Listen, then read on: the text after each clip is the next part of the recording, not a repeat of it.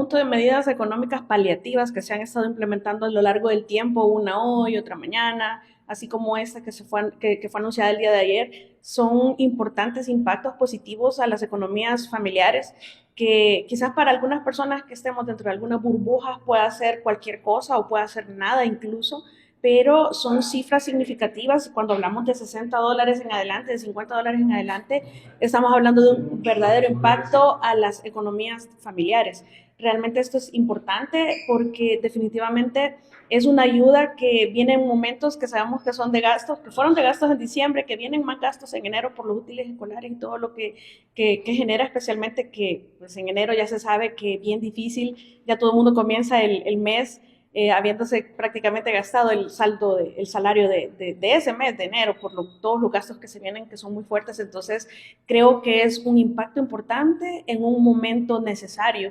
Entonces es algo que siempre ha caracterizado este tipo de medidas por parte de la presidencia, que sabe en qué momento lee a las personas, lee sus necesidades y sabe en qué momento beneficiarles con medidas como esta, que por lo menos yo sí las aplaudo. Con respecto también a lo que el presidente mencionaba acerca de la minería, él hablaba acerca de problemas como la insuficiencia renal, los ríos contaminados que ya están sin haber hecho proyectos mineros. ¿Qué opinión le merece respecto acerca de las palabras del presidente sobre este tema? Yo creo que tiene razón en el sentido que hay muchos padecimientos que ya los tenemos y no son producto de minería, porque la minería está prohibida, estaba prohibida actualmente en el país, o recientemente en el país. Algunos efectos habrán de la minería irresponsable de la que fuimos objeto en el pasado, que no se trató debidamente, al igual que la contaminación del caso récord en Opico, por ejemplo, que no se trató debidamente a las personas, digamos, en materia preventiva y después curativa de saneamiento, que incluso sabemos que todavía el año pasado se estaba hablando de qué hacer con la escoria o producto, los residuos, producto del proceso de baterías que tenía la fábrica récord, ¿verdad? En su momento. Entonces son temas ambientales que por lo menos como yo estuve dentro de la investigación de ese caso, sí puedo asegurar que el daño en las personas cuando se trabaja con metales pesados no solo es agresivo, sino que también en algunos casos es mortal y en otros casos es hasta permanente, ¿verdad? Habían casos de hasta de niños con enanismo, abortos prematuros y repetitivos en varias mujeres, bueno, sin contar con el plomo en los huesos. Entonces, hablar de minería, yo creo que la posición natural de todas las personas es una oposición férrea, porque daña el ambiente, porque mata gente. Pero yo no me voy a oponer, como lo decía ahora en la entrevista, a un plan que todavía no conozco, a un contrato que todavía no conozco, y sin embargo me voy a reservar el apoyo o el no apoyo a la minería en El Salvador hasta que veamos esa contratación que cumpla, en mi opinión, con los tres parámetros más fundamentales, ¿verdad? El primero, que se nos explique cómo va a ser el control ambiental que se le va a dar al tema. En segundo lugar, el tratamiento que se le va a dar al recurso hídrico, es decir, al agua de saneamiento o al agua para consumo humano, cómo nos va a afectar dada la situación de estrés hídrico actual que tenemos, ¿verdad?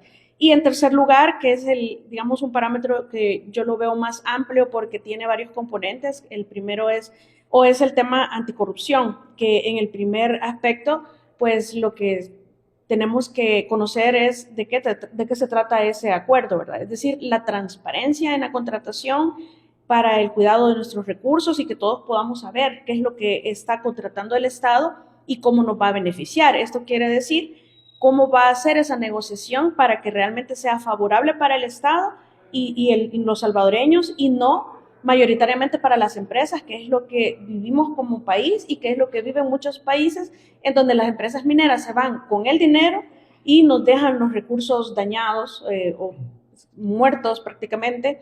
Entonces, ¿cómo va a hacer el Estado para tutelarnos y garantizarnos que el beneficio mayoritario o por lo menos igualitario, o si no va a ser igualitario, que sea realmente tangible? Por ejemplo, a mí me dicen, vamos a pagar toda la deuda externa con lo que tengamos, vamos a tratar el medio ambiente y vamos a prevenir que haya contaminación o la vamos a paliar como producto de la minería.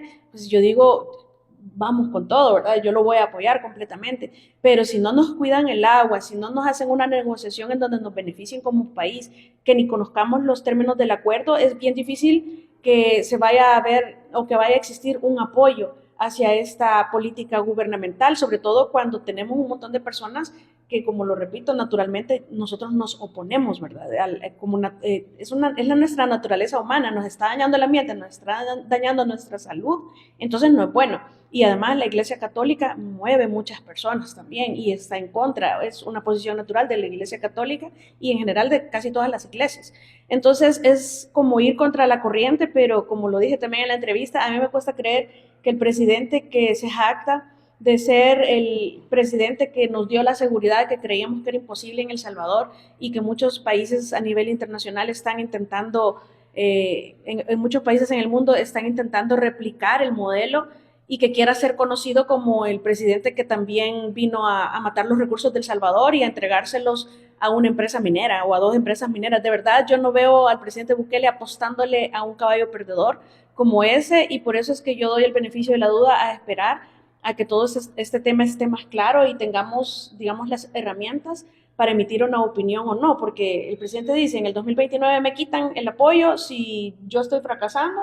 Entonces es bien difícil que le esté apostando a algo perdedor, pero sí me gustaría por lo menos conocer todos los términos del acuerdo y saber en especial cómo se va a tratar el tema de los recursos naturales, el medio ambiente y especialmente el agua, ¿verdad? Y cómo va a ser la negociación con estas empresas en las sociedades. El presidente reafirmó las medidas en contra de los conductores peligrosos. No se va a dar marcha atrás, no se va a tocar ningún tipo de las reformas que ya se hicieron a la ley de tránsito.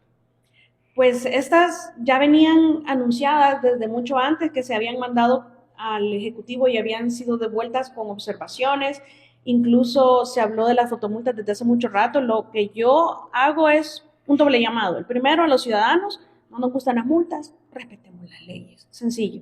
Porque yo viví en Costa Rica en el tiempo en el que se impusieron unas multas. Allá hay multas de más de $500 y muchos dirán, pero es que allá se gana mejor, allá la vida es más cara, el costo de vida es más caro. Sí, es cierto, todo es cierto, pero también las multas son excesivas hasta para ellos, porque ellos tampoco es que son Suiza, ¿verdad?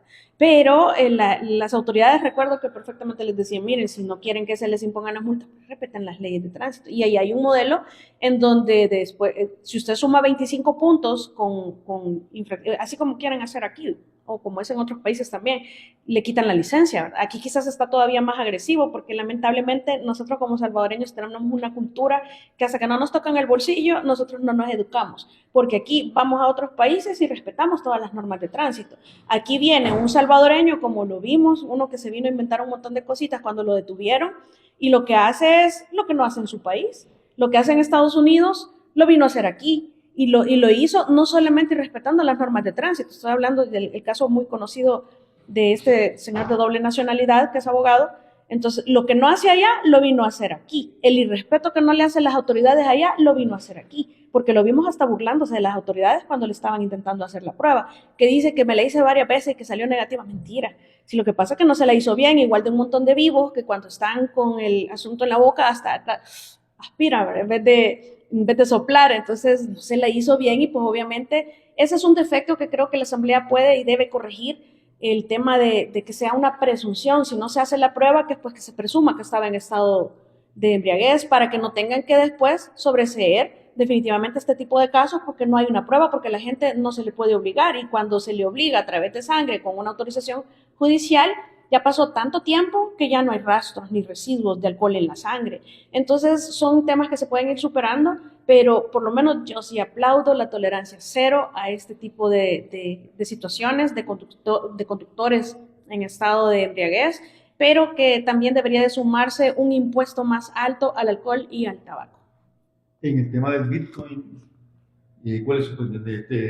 Todavía el presidente tiene confianza en el Bitcoin, sabiendo que es una moneda muy fluctuante. Lo que pasa es que dentro de las monedas fluctuantes como las criptomonedas, ¿verdad?, el Bitcoin tiene una peculiaridad, y es que no es infinita su producción. Entonces eso hace que el valor ineludiblemente va a ser siempre bien alto, y es además, los criptoactivos son, digamos, el futuro. Entonces esto siempre ha sido algo ganador. Lo que sucede, por lo menos en mi posición personal, yo siempre estuve opuesta a la utilización del Bitcoin en el país como una inversión gubernamental, pero ese es un tema distinto de verlo como una inversión, porque es que son temas aparte. El presidente, yo me acuerdo, incluso decía, si usted tiene un dinero que usted no lo va a necesitar a corto plazo, que no le urge, que no lo necesita ya, sino que son ahorros que puede tener ahí y olvidarse que existen, invierta en Bitcoin. Entonces, pero eso ya es un tema más personal.